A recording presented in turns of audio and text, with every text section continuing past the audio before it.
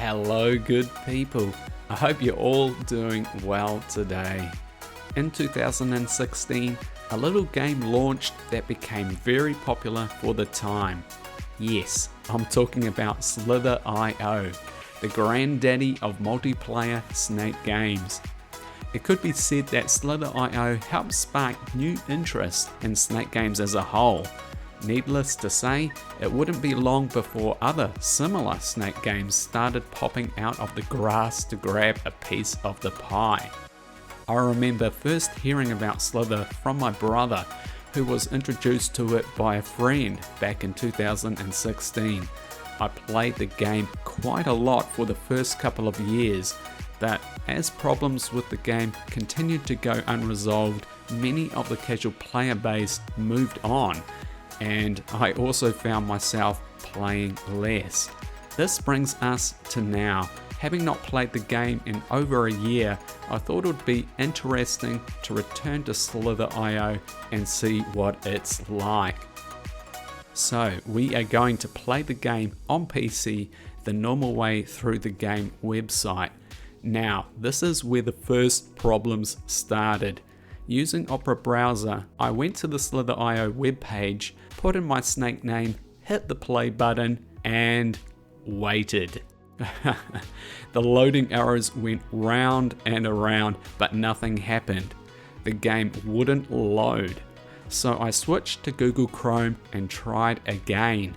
Still getting the same results. After that, I searched for a solution online and found information on the Slither Reddit page. Basically, the browser was blocking Slither from doing its thing because it was classed as insecure content. I found a simple way to work around this, which I will show you now using Google Chrome, since it is a commonly used browser. Firstly, we are going to clear browser history.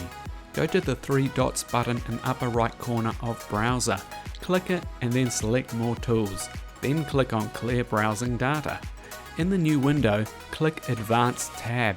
Now under time range, choose all time. All these boxes will be ticked by default, so we just have to hit the clear data button. Alright, now we have a clean browser for playing Slither, which will help with game performance. Next we can go to the Slither website. Once the page loads, we can set up our game.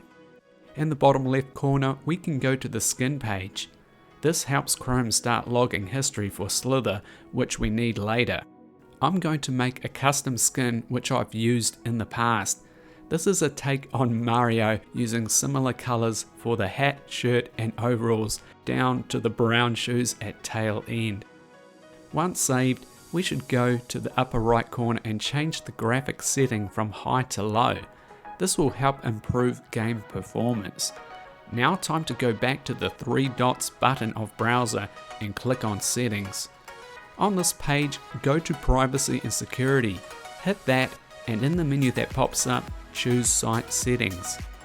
At the top of menu, click view permissions and data stored across sites. Click on Slither and scroll down the page to insecure content. This is blocked by default. Click on the box and select allow. Now Slither has permission to play. We can close the settings tab, and on the Slither page a notification tells us to reload page for settings to take effect. Click reload and when the page refreshes, we will still have our game settings in place.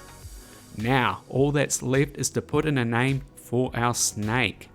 I'm using It's a Me Wormio, an appropriate name I've always used for this skin.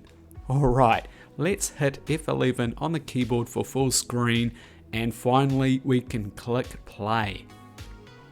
Alright, we made it into the game. Woohoo! But here is where I noticed another problem.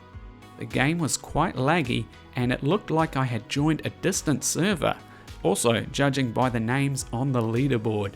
I died and went back to the main screen. So, Slither is supposed to load you into the nearest server, but sometimes it doesn't.